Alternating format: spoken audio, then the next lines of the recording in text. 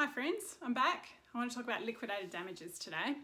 So for those of us in the construction industry, liquidated damages are a bit of a fraught issue at the moment due to the ongoing fallout from COVID delays. So today I want to share some quick thoughts about how you can use the contract to limit the consequences of liquidated damages.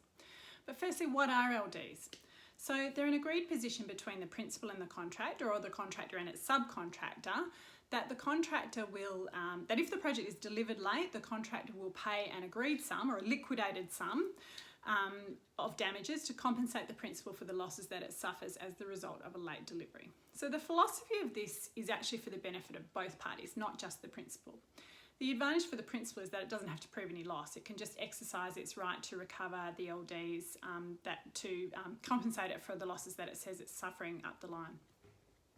And the contractor also might have the advantage of limiting its exposure by agreeing a lower rate of LDs or capping them so that its overall exposure is less than it might be with general damages.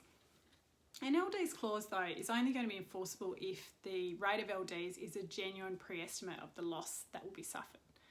And I see this tested a lot in subcontracts where the head contractor tries to pass down the entirety of the LDs exposure from the head contract down to the subcontracts, which I think would be unlikely to be a genuine pre-estimate.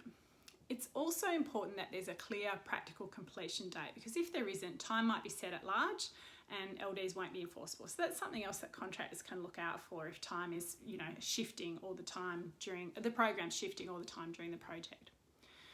And there are three things that I think contractors and subcontractors should be taking note of here. Firstly, negotiate the rate of LDs down to a more realistic sum.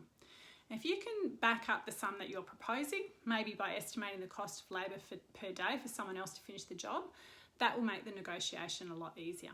And secondly, this is really important but often not done. Ask for a cap on the LDs. It really surprises me that contractors fail to do this.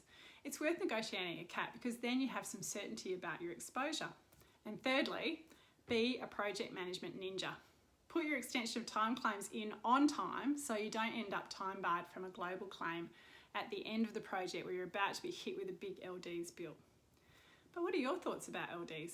Let me know in the comments below.